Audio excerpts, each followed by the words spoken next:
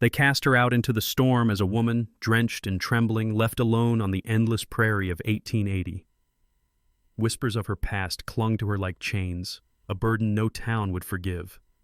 And through thunder and rain rode a weary cowboy, his face carved by sorrow, his arms carrying the weight of two little girls who still cried for their mama in the night. When their paths crossed beneath lightning's flash, the world should have turned them away from each other. Instead, he offered firelight and shelter, and perhaps the first flicker of hope either had felt in years.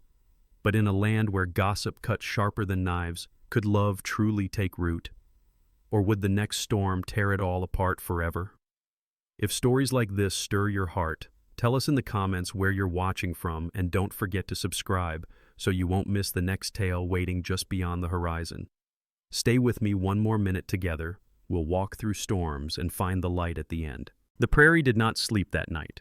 Wyoming, autumn of 1880, stretched wide and untamed beneath a sky split open by thunder.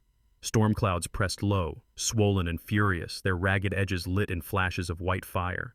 Rain fell in hard sheets, turning the earth into sucking mud and bending the tall grasses flat as if nature sought to erase the land itself. The wind howled through cottonwoods, snapping branches like brittle bones. Even the coyotes had fallen silent, retreating to whatever cover they could find. The storm was not weather alone. It was a predator, prowling the endless plain. Through that chaos rode Harlow Bennett. He was 40 years old, a widower of 3 winters, his face marked with both sun and grief. Lines cut deep across his brow, and his storm-gray eyes carried the weight of sleepless nights. A coarse beard shadowed his jaw, streaked prematurely with silver. He wore a leather duster, soaked and heavy, plastered to his broad shoulders by the rain. Yet he sat his black stallion, Thunderbolt, with steady authority, each rein tug controlled, each movement economical. He rode not with bravado, but with the endurance of a man who had nothing left to prove, only something left to protect. In the inside pocket of his coat rested a lock of auburn hair tied with a faded ribbon. It had once belonged to Sarah, his wife, whose fever had burned her away 3 years before. The ribbon was for him, but also for the 2 little girls waiting in his cabin. Clara, 6 years old, clever-eyed and solemn beyond her age. Millie, just 3, small and timid, frightened by shadows. He had promised them he would return before the storm reached its peak. But promises meant little against the will of the prairie. Through the veil of rain, a shape appeared. At first, Harlow thought it a deer driven from cover, staggering against the gale. Then the figure lifted its head. A woman, drenched and shivering, stumbled forward along the trail. Her dress clung in sodden folds, skirts heavy with mud. Her hair, once arranged with care, now hung in dark strands across her face. She moved as though each step might betray her legs, swaying but refusing to collapse. When Thunderbolt drew near, she raised her face to him, pale skin, hollow cheeks, and eyes that glimmered with both desperation and defiance. A bruise marred the curve of her jaw. Her lips trembled as she spoke above the storm. "My name is Lacey Monroe." The words carried shame and resistance in equal measure. Her name was known, whispered in town saloons, carried in wagging tongues. They said she had once worked under a corrupt contractor, a man who profited from suffering, and that she had done things no respectable woman would admit. Whether truth or rumor, it clung to her like a second skin. Before Harlow could answer, another voice split the night. From a porch just beyond the trail, a lantern swung into view.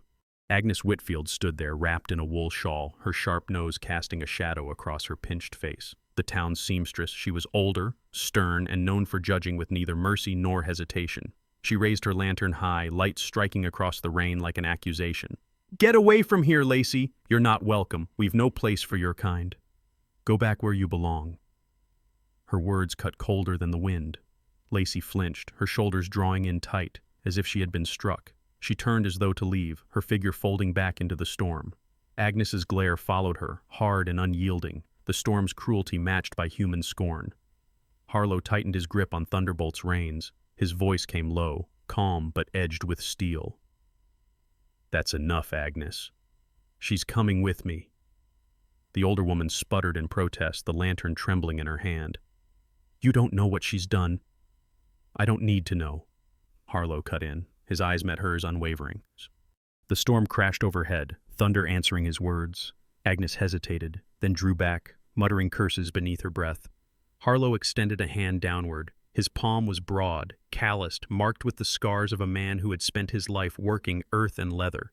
Lacey stared at it, suspicion flickering in her eyes. The rain poured between them, filling the silence. At last, with fingers trembling from exhaustion, she took his hand. He pulled her up behind him, seating her against the saddle. She was light from hunger, but her grip on the leather was tight, the tension in her body telling him trust had not yet been earned. Thunderbolt shifted, restless under the doubled burden, but Harlow steadied the stallion with a quiet command. They turned toward the Bennett Ranch, its cabin hidden miles ahead through sheets of rain. Behind them, Agnes lowered her lantern with a shake of disapproval, her mutters drowned by the storm. The prairie swallowed them whole. Rain struck Harlow's face like needles.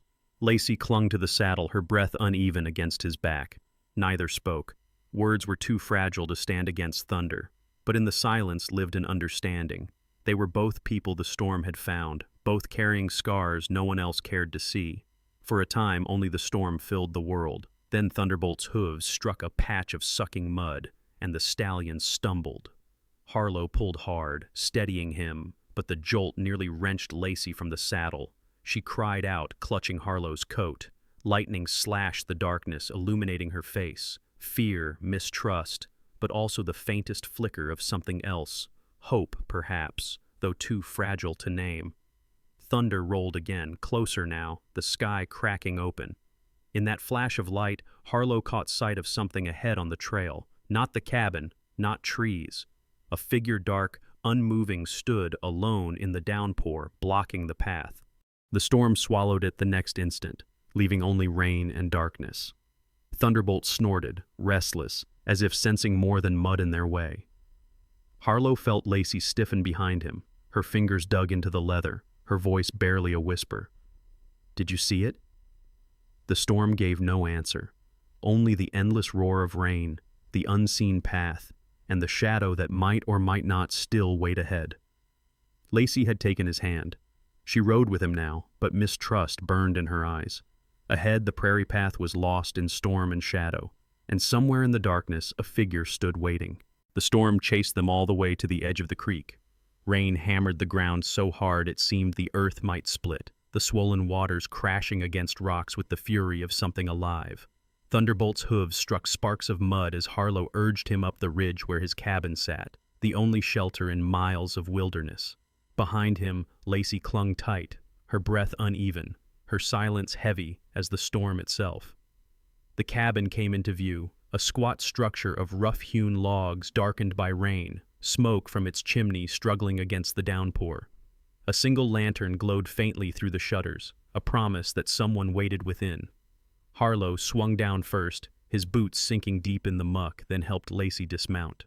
Her fingers were cold, trembling, her face pale beneath strands of rain-plastered hair. He pushed the door open with his shoulder. Warmth spilled out, the soft crackle of a fire, the faint scent of wood smoke and stew that had simmered since afternoon. Two small figures sat near the hearth, their wide eyes lifting in unison. "Papa!" Clara's voice, steady though thin, cut through the storm.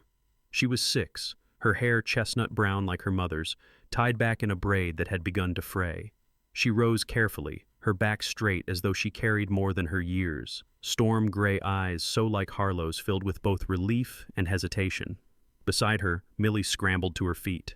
Just 3 years old, curls of pale blonde bouncing, cheeks pink from firelight. She clutched a ragged stuffed rabbit, its ear half torn, and pressed against her father's leg with the unsteady cling of a child frightened by every sound beyond the cabin walls. Harlow crouched briefly, touching their hair, then looked back at Lacey, who stood uncertain in the doorway, dripping water onto the floorboards. "This is Miss Monroe," he said evenly. "She'll be staying with us." Clara's gaze flicked over Lacey with a caution beyond her age, lips pressed thin. Millie hid behind her father's coat, peeking out with wide, fearful eyes. Lacey lowered herself slowly, bending to their height despite her exhaustion. Her voice was gentle, almost fragile. "Hello, darlings. You must be Clara," and Millie shrank further. Clara only nodded, a stiff acknowledgement, her young face unreadable. Harlow cleared his throat. "Clara, show her where she can put her things." Clara hesitated but obeyed, leading Lacey to a small cot near the far wall. The The cabin was modest, a single room with rafters low enough to creak in heavy wind, shelves lined with jars of dried beans and cornmeal, and a chest near the hearth that still smelled faintly of Sarah's lavender sachets. Lacey set her shawl down, wringing out water, then without being asked, moved to the hearth. The pot of stew threatened to burn at the edges. She took the ladle, stirred carefully, and tested the broth with a flick of her wrist. "You'll want to add water," she said softly. "It'll stretch further and keep from scorching." Harlow said nothing, but his eyes lingered. Clara watched too, suspicious, while Millie clung to her rabbit. The hours passed slowly, measured in crackles of fire and the drumming of rain on the roof. Lacey moved with quiet purpose, wringing rags, sweeping stray mud from the floor, coaxing the little ones to eat with a tenderness that surprised even herself. Millie resisted at first, but when Lacey told her the rabbit must have its supper too, the child giggled, and for the first time loosened her grip. Clara remained wary, watching with her mother's intelligence and her father's restraint. But when Lacey patched a tear in the child's dress using thread from her own bundle, Clara's eyes softened, just for a moment. Harlow sat near the door, sharpening his knife, silent but attentive. He noted every gesture, every word. This stranger had entered their circle, yet she moved as though she had always known the rhythm of family. By morning, the storm broke. Snowflakes mingled with lingering rain, frosting the pines along the creek. Smoke rose steady from the chimney, and from the distance of the road, shadows gathered. Two men, townsfolk wrapped in heavy coats, lingered by the bend, their voices carrying through the crisp air. They didn't knock, didn't come close, just stood and watched. "That her?" one whispered. "The Monroe girl? Thought she'd gone clear to Cheyenne. Should have stayed gone," the other muttered. "Bennett's lost his mind, bringing her in with the children." The words hung like frost in the air. Though they did not enter, their presence pressed against the cabin walls, the weight of gossip heavier than any snow. Inside, Clara glanced toward the window, as though she felt the eyes upon them. She shifted closer to her sister, shoulders tense. Lacey, noticing, drew the shutters closed. Later, while Harlow split logs outside, Lacey tidied the shelves. She moved jars to higher places, folded linens stacked unevenly, and finally came across a cedar chest tucked near the bed. Out of habit, she opened it. Inside lay a quilt worn but carefully stitched, edges fraying where time had tugged. The fabric was faded calico, patterned with wildflowers, smelling faintly of lavender long since gone. Lacey lifted it, the weight of it pulling against her arms. Clara, standing nearby, stiffened. "That was Mama's," she whispered. The words struck like a blow. Lacey set the quilt back with trembling hands. She saw the pain tighten Clara's face, saw Millie clutch the stuffed rabbit as though afraid something sacred had been touched. "I'm sorry," Lacey murmured. "It's beautiful." She must have been a remarkable woman. Neither child answered, but when Harlow came back inside, he saw the quilt half folded, and for the first time in months, the ache of memory rose sharp in his chest. That evening, as the fire burned low, the children drowsed against the warmth. Lacey hummed a lullaby, quiet, unfamiliar, but soft enough to ease Millie's restless whimpers. Clara watched, her expression still guarded, but the suspicion in her eyes no longer absolute. Outside, the wind shifted. Snow thickened, swirling against the shutters. The creek groaned under a crust of ice. Lacey rose to close the window. Her eyes lingered on the white dark horizon, where clouds gathered once more, heavier than the last. The cabin shuddered against the push of wind, the lantern flame trembling. Her hand pressed against the frame, heart tightening. Another storm was coming. Swift, merciless. And this time she knew. The test would not be only weather, but everything the world still held against her. Lacey stared out into the darkening swirl, her reflection pale in the glass. Behind her, the children stirred in sleep, unaware. The fire snapped once, then guttered low. Snow fell harder as if preparing to bury the cabin whole. She whispered to herself, too quiet for anyone else to hear, "It's not over." The storm had passed, but its ghost lingered. The cabin breathed in silence, its windows fogged with a faint silver light that sifted through drifting snow outside. The world was muffled, softened beneath the weight of frost, as if the land itself held its breath. Inside, however, life stirred in small, deliberate ways. Lacey Monroe awoke before dawn, the fire still smoldering in the hearth. She stretched, her back stiff from the thin cot, and listened to the hushed rhythm of Clara and Millie's breathing. The girls were curled together under patched quilts, their cheeks flushed in sleep. Harlow sat slumped in a chair by the door, hat tilted low, as if he had been keeping vigil long after exhaustion overcame him. This was not her home, yet she felt compelled to move as though it were. Quietly, she gathered thread, cloth scraps, and a bone needle from her bundle. Her fingers, chilled at first, soon remembered the rhythm of mending. The soft pull of thread through fabric brought a fragile order to the morning. She set aside her own shawl to stitch first the girls' torn dresses. Her stitches were small, precise, the sort a woman learns when survival demands she stretch every garment into another season. When Clara stirred awake, she rubbed her eyes and sat upright, her gaze falling on Lacey bent over the hem of her dress. Suspicion flickered, then confusion. "You don't have to do that," Clara whispered. Lacey smiled faintly, though her heart ached at the wariness in the child's tone. "Maybe not. But dresses last longer if they're cared for, and so do people." Clara didn't reply, but she didn't pull the dress away either. Millie woke next, toddling toward the hearth with her stuffed rabbit in hand. Her curls stuck in every direction, her eyes wide and still dream-dazed. Lacey knelt. "Your rabbit looks cold. Shall we make him a blanket?" Millie's lips parted in a grin, and for the first time, the child climbed willingly into her lap. Later, as snowlight grew stronger, the girls gathered near Lacey while she patched clothes. To distract Millie from the whistling wind outside, Lacey began to tell a story.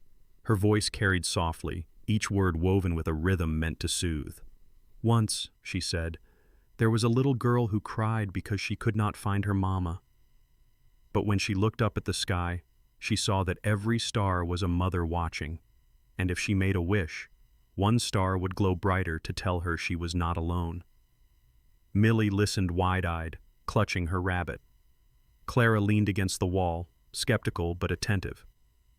"What if the stars go away?" Millie whispered. "They never go away," Lacey said gently. "Even when clouds hide them, they're still there, waiting." For a long moment, silence stretched. Then Millie tucked her head against Lacey's shoulder and whispered a word that cracked the air like thunder. "Mama." Clara stiffened. Harlow, awake now and standing unseen by the door, froze. The word hung fragile in the air, impossible to reclaim.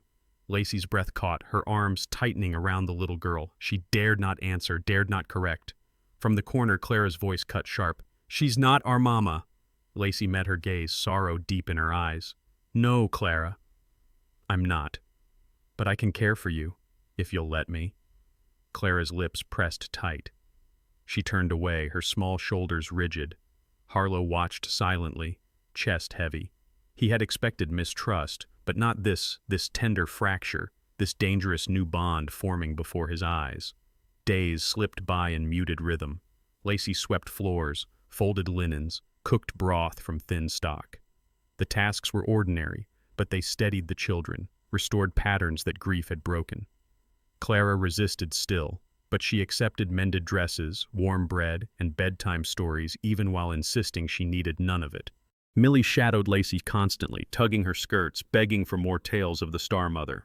Harlow kept his distance. He chopped wood, repaired the corral, polished tack that had not been used in months, but his eyes were never far from the cabin window. Each time he returned indoors, he felt the weight of something shifting. His daughters laughed more freely. The silence that once ruled their evenings now carried voices, small and bright. And though he tried to guard himself, he felt something stir that he had buried alongside his wife. One evening, as snow thickened against the shutters, Lacey paused in her work. She looked around the small cabin, the worn quilts, the patched chairs, the children playing by the hearth, and realized with sudden clarity, care was not just food or shelter. It was the mending of hearts. It was listening, holding, reminding lost children that safety could return. Her own past pressed heavy, the whispers of town, the shame she carried like a scar. Yet here, in this cabin, her hands were not judged. They were needed. That realization shook her more than the storm outside. Later that night, after the children slept and Lacey rested by the hearth, Harlow moved through the cabin quietly. He reached for kindling in a wooden chest at the foot of his bed, but beneath the stack of wood, his fingers brushed parchment. He drew it out, A folded letter, yellowed with age. The handwriting on the outside was unmistakable. Sarah. Harlow's heart stopped. He sank onto the bed, lantern light trembling over the faded ink. It was a letter he had never seen, hidden away before her death. His hands shook as he turned it over, the seal cracked long ago. He hesitated, staring at the paper as though it might burn him. The storm outside rose again, snow hissing against the shutters, the wind moaning through the eaves. Behind him, Lacey stirred but did not wake. Alone in the flickering half-light, Harlow broke the seal. The letter unfolded in his trembling hands. Sarah's handwriting swept across the page, words he had not been meant to read until now. His breath caught on the first line. And though the storm raged outside, the greater storm had already begun inside the cabin, inside his heart. The night was still when it began. Snow lay heavy across the prairie, reflecting the pale light of a thin moon, and the cabin hummed with the quiet rhythm of sleeping children. Harlow sat by the hearth, Sarah's unopened letter still weighing on his mind, its folded edges resting like a stone in his pocket. Lacey dozed nearby, exhaustion softening the hard lines of her face, the faint glow of firelight painting her hair in shades of amber. Then came the smell. Faint at first, wood smoke, but acrid, wrong. It seeped through the walls, threading into the room like a whispered warning. Harlow's head snapped up, his nostrils flared. A second later, Thunderbolt's frantic whinny shattered the silence. He was on his feet before the echo faded. "Fire!" he barked, already grabbing his boots. Lacey jolted awake, eyes wide. "What?" "The barn!" Outside, the night had turned savage. Flames clawed at the rafters of the wooden structure, roaring upward with greedy hunger. Sparks sprayed into the air, carried by the wind like fireflies of ruin. The horses screamed, kicking against their stalls in terror. "Clara! Millie!" Lacey's voice cracked, her first instinct pulling toward the children. "They stay here," Harlow ordered, thrusting his gaze at her. "Keep them safe!" But Lacey was already at the door, skirts whipping around her legs. "They'll die in there." The cold night bit into her skin as she ran, but the heat of the flames drove harder, blistering even at a distance. Her hair clung damp to her cheeks, her breath plumed in frantic bursts. She flung open the barn door, and a wave of heat slammed into her chest, stealing her breath. Inside, the scene was chaos. Thunderbolt reared, eyes rolling white, hooves striking the ground like war drums. Two younger mares shrieked, trapped in the far stalls. Smoke thickened, swirling, choking. Lacey's heart pounded. She seized the nearest bridle, her palms burning against the hot leather. "Easy, boy, easy," she shouted, voice cutting against the roar. Thunderbolt fought, muscles corded, nostrils flaring with terror. For a moment she thought he would crush her against the stall, but she pressed close, forcing steadiness into her trembling frame, stroking his neck with fierce determination. "You are not dying here. Not tonight." Behind her, a beam cracked and fell, sparks exploding. Lacey ducked, dragging Thunderbolt with her. The stall door gave way under her weight, and she drove him forward into the cold night. Harlow appeared, silhouetted in the firelight, Clara clutched in one arm, Millie in the other. He'd carried them out, their small faces pressed against his coat, eyes wide with shock. He set them down near the cabin and sprinted back to Lacey. "Get clear!" he roared. But she wasn't done. Two mares still screamed inside. Without hesitation, she darted back through the smoke. Harlow swore, chasing her. He caught sight of her form swallowed in firelit haze, skirts smudged with soot.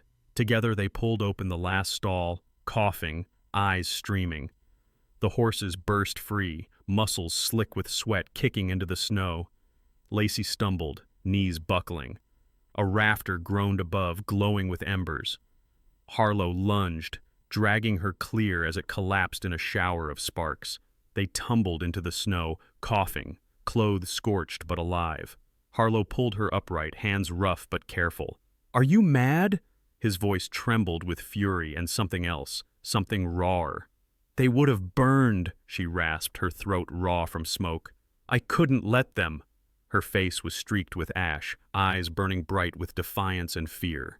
In that instant, Harlow saw her not as the woman scorned by whispers, but as the one who had thrown herself into fire for creatures that weren't even hers. The girls ran to them, Clara clinging to Harlow, Millie to Lacey. Their small hands pressed against soot-streaked coats, their sobs muffled against weary bodies. Inside the cabin later, Harlow tended Lacey's burns. His hands, usually clumsy with gentleness, moved with precision. He wrapped her palms in linen strips, dabbing the raw flesh with salve brewed long ago by Sarah. "Hold still," he murmured. Lacey's breath hitched at the sting. "You're better at this than I thought." "Had to be," he said gruffly. "Prairie don't forgive carelessness." His eyes flicked up, catching hers. For a moment the air thickened, fragile, charged with something neither dared name. Later, when the girls finally slept, Clara curled on one cot, Millie still clutching her rabbit Harlow, and Lacey sat near the dim glow of the hearth. The storm outside had stilled, but inside, silence pressed close. "You saved them," Harlow said at last, his voice low, reverent. "They weren't mine to lose," she answered softly. His jaw tightened. He wanted to say more, but words tangled. Instead, his hand brushed hers, rough linen against calloused skin. It was not romance, not yet. It was recognition, forgiveness, the first fragile thread of something mending. They sat like that, side by side, the fire dwindling, the weight of unspoken things heavy, but no longer unbearable. Dawn came pale and cold. Smoke still curled from the barn's blackened skeleton. Timbers collapsed in ruin. Snow was gray with ash, hoofprints scattered in frantic patterns. The horses grazed nervously nearby, alive but shaken. Harlow stood with Lacey at the edge of the wreckage. His daughters clung to his coat, eyes wide at the devastation. "Half the feed's gone," Harlow muttered. "The tools, the tack. We'll have to rebuild from near nothing." Lacey swallowed hard, her burned hands hidden beneath her shawl. The enormity of it loomed. This was not just a fire. It was a trial by flame, leaving them with new debts to survival. And as the wind shifted, carrying smoke into the morning sky, both knew it was only the beginning. Among the charred remains, Harlow kicked aside blackened timber and froze. A scorched kerchief lay there, embroidered with initials not his own, not Sarah's either. His gaze sharpened, a cold realization dawning. Someone had been here before the fire. Morning broke differently that spring day. No longer a predator howling in smoke and flame, the prairie whispered in soft breaths. The horizon was washed in amber, sunlight spilling gently across the soaked earth. The cabin still bore the scars of fire, blackened edges along its walls, and the scent of smoke lingered faintly. Yet the air was fresh, sweet with thawing soil, a promise that life, even after ruin, could begin again. Harlow Bennett stood outside with a spade in hand. At 40, his frame carried the heaviness of labor and grief, but also the calm endurance of a man who had survived storms both of weather and the heart. His black stallion, Thunderbolt, grazed nearby, patches of scorched hair still marking where fire had touched him. The horse was restless but alive, a testament to courage shared the night of the blaze. Harlow's eyes fell on the small plot he had cleared. The ground was stubborn, filled with roots and stone, but it was enough. He had built fences of stone to mark it, a boundary and a gift. Not just earth, but a chance, something worth more than coin to the woman who had risked herself for his children. When Lacey Monroe stepped onto the porch, the morning light caught in her damp hair, casting a copper glow around her face. A shawl clung to her shoulders. Clara and Millie clutched her skirts, both girls squinting into the bright air. Harlow nodded toward the fenced plot. "It's yours," he said simply. Lacey blinked, uncertain she had heard right. "Mine? A place to plant. To grow something lasting. You've earned it." Her breath hitched. All her life she had been handed closed doors, sharp words, and shadows of judgment. Neverland, never the chance to lay claim to something honest and her own. Kneeling, she pressed her hand into the soil, cold, damp, and real. When she lifted her palm, dirt clung stubbornly to her fingers. For the first time in years, she let herself imagine roots that might not be torn away. By midday, she was on her knees in the soil, skirts tucked up, sleeves rolled. Clara crouched beside her, precise and thoughtful, placing each seed as if it were a secret to be kept. Millie laughed with wild joy, scattering handfuls at random, her hair catching sunlight in bouncing curls. From the cabin window, Harlow watched, not love, not yet, but something stirring, a recognition. She was turning emptiness into belonging, and it reminded him of a warmth he thought had died with Sarah. Far off on the ridge road, a wagon slowed.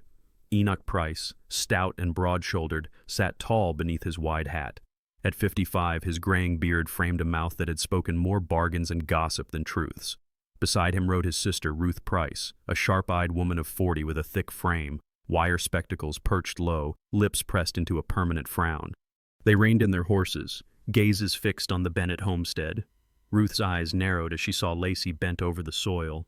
"There she is," Ruth muttered, "digging her claws into what doesn't belong." A woman with that past, planting herself where no decency would allow. Enoch stroked his beard, thoughtful. Bennett's name still carries weight, but tongues wag faster than wheat in the wind. We'll see if his neighbors forgive what they've seen. They turned their wagon toward town, carrying the news like embers ready to catch. By evening, the garden rows were set. Clara stood tall, proud of her neat lines, while Millie twirled between mounds of soil, giggling. "Will they grow?" Clara asked, her solemn eyes fixed on the earth. Lacey brushed dirt from her palms and smiled. "If you tend them, they'll grow." "A garden grows more than food, Clara. It grows family." Harlow heard the words, and something shifted inside him. For years, the cabin had been heavy with silence. Now laughter threaded through the air like music, but night brought unease. While splitting wood, Harlow overheard two riders passing along the road, their voices slicing the quiet. "Bennett's taken in Lacey Monroe, can you believe it?" "The woman from Ashford?" "He'll regret it. A name like hers drags men down faster than whiskey." Their laughter echoed and vanished into the dark. Harlow's jaw clenched. Inside, Lacey moved in the lamplight, preparing supper with Clara and Millie chattering at her side. He looked at her then. How her hands moved with gentleness, how she smiled faintly as Millie tugged at her sleeve, and knew gossip would not matter, not against what was here. Later, they stood on the porch beneath a sky clear with stars. "I heard them," Lacey said softly, not looking at him. Harlow nodded once. "My past, it doesn't let go," she whispered. "You ran into fire for my children," he answered, his voice low and firm. "That's the only truth I'll keep." For a moment their eyes held, hers searching for forgiveness, his offering it without words.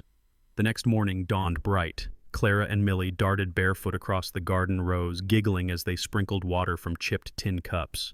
Lacey's laughter joined theirs, rich and unguarded, as she knelt to guide their small hands. But the peace did not last. From the distance came voices, layered, rising, dozens of them. Soon, a crowd appeared on the road, men with folded arms, women with pursed lips, children peering curiously. At their head stood Enoch and Ruth Price, their figures severe in the sunlight, like judges before a trial. They halted at the boundary of the Bennett homestead. The garden stood between the family and the town, a fragile line in the dirt but now a battlefield. Harlow stepped forward, shoulders squared, his presence tall against the murmuring crowd. Lacey slowly rose beside him, her hands still dusted with soil, trembling as the weight of dozens of eyes bore down on her. Clara and Millie clung to her skirts, wide-eyed, sensing danger without understanding it. The prairie fell silent. Ruth Price stepped forward, her voice carrying sharp as a whip. "You don't belong here, Lacey Monroe." "Not on this land. Not in this family. You are a stain on Bennett's name." Gasps rippled through the crowd. Millie whimpered, pressing her face into Lacey's dress. Clara's jaw tightened, a small hand gripping her sister. Lacey's chest rose and fell, her breath unsteady. Her fingers dug into the folds of her skirt. Then Harlow moved, planting himself in front of her, his eyes fixed on Ruth, his voice steady but iron-bound. "That's enough." The line was drawn. The crowd waited, silence taut as a rope ready to snap. The prairie woke in color. Dawn stretched across the wide Wyoming sky, pouring soft gold over meadows soaked with spring dew. The Bennett cabin, once battered by fire and shadow, now stood among blooming wildflowers and tilled rows of earth that promised harvest. The storm had broken, and the land itself seemed to breathe easier, as though it too longed for renewal. But the silence of morning still trembled with the echo of last night. The crowd, the judgment, the voice of Ruth Price that had cut the air like a whip. Those wounds did not vanish overnight.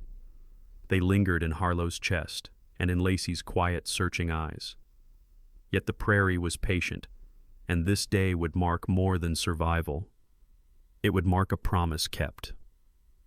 The news spread quickly through the town. Harlow Bennett would wed Lacey Monroe. not with grandeur, not with the fanfare of society, but with the solemn simplicity of a man offering his word and a woman choosing to believe in second chances. On the morning of the ceremony, Lacey stood in the doorway of the cabin.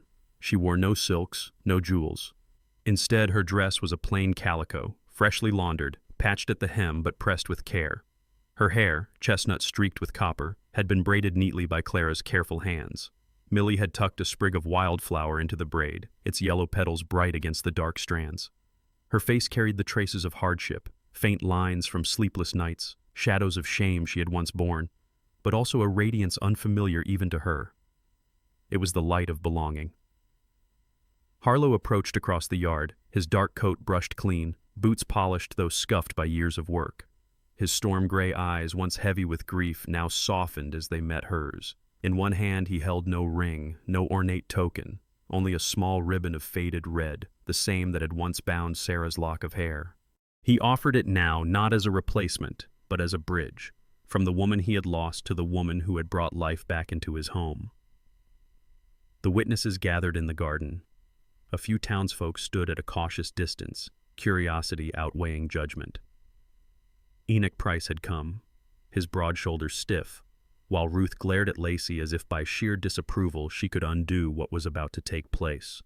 Yet among them were softer eyes, Mrs. Callahan, the midwife with weathered hands, old Thomas, who had lost his own wife long ago, even the blacksmith's boy, who had once whispered rumors but now stood quiet, uneasy in the face of courage.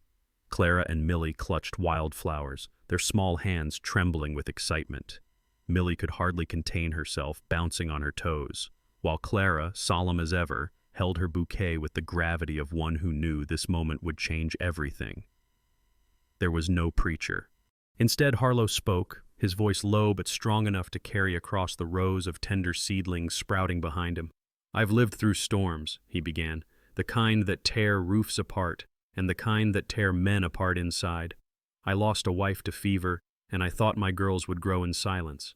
But then you came, Lacey. You walked into the fire, into the judgment, into my home, and you gave us back something I thought was gone. Hope." He turned to his daughters. "This promise isn't mine alone. It belongs to Clara and Millie too, and they'll keep me honest if I fail it." The crowd stirred, uncertain, as Harlow's weathered hand reached for Lacey's. Her reply came soft, but sure. "I was lost. I carried shame, and I thought there would never be a place for me again. But this home, these girls, and you, Harlow, you taught me that love isn't about where you've been, but where you choose to stand. And I choose here." A hush fell. Even Ruth, lips tight with protest, could not break it. Clara tugged gently at Lacey's sleeve and whispered a single word that shattered the last barrier. "Mama." The little girl had never spoken it to her before, not in all the weeks of tentative care and hesitant affection. But now the word rang pure, and in it was trust. Millie chimed in eagerly, echoing, "Mama," with the laughter of innocence. Tears welled in Lacey's eyes as she bent to gather both girls into her arms. The onlookers shifted, some in surprise, some in shame. For in that instant, no whisper of the past could outweigh the present truth. Enoch Price cleared his throat, uneasy. He was not a man given to sentiment, but even he could not deny the sight before him. "Well," he muttered, "children don't lie. Perhaps it's time the rest of us stop trying to." Mrs. Callahan nodded, her lined face softening. "If a man gives his word and a woman gives her care, that's marriage enough." A few others murmured assent, their tones tentative but warming. The tide of judgment, once fierce, began to ebb. Ruth glared still, arms crossed tight, but her voice had lost its sharpness. Even she knew when a fight was already lost. Harlow tied the red ribbon gently around Lacey's wrist, not to bind, but to mark a bond. The girls placed their wildflowers at their feet, the earth cradling the gift as though blessing it. In that simple gesture, a ribbon, a vow, a child's word, a family was forged, stronger than rumor, stronger than loss. The prairie wind picked up then, carrying the scent of blossoms and the distant murmur of town voices. The land seemed to sigh, as if satisfied that renewal had truly come. Harlow, Lacey, Clara, and Millie stood hand in hand, 4 silhouettes framed by the swelling light. Behind them, the garden sprouted tender shoots, fragile yet determined. Ahead stretched the endless horizon, unknown, yes, but no longer feared, because they would face it together. On the wide Wyoming prairie, where storms tear at both land and spirit, one family learned that love is not about where we come from, but where we choose to stand together. Harlow, a man scarred by loss, found the courage to open his heart once more. Lacey, weighed down by judgment, discovered that forgiveness can bloom into belonging. And 2 little girls, who once knew only shadows, learned to call someone Mama. In the end, it wasn't fire or rumor that defined them. It was the simple act of holding on to each other and planting seeds of trust that could outlast any storm. If this story warmed your heart, I'd love to hear from you. Tell us in the comments where you're watching from. Every place has its own story too. And if you'd like to journey with us again, sharing more moments of hope and second chances, just hit subscribe. We'll keep a seat by the fire waiting for you.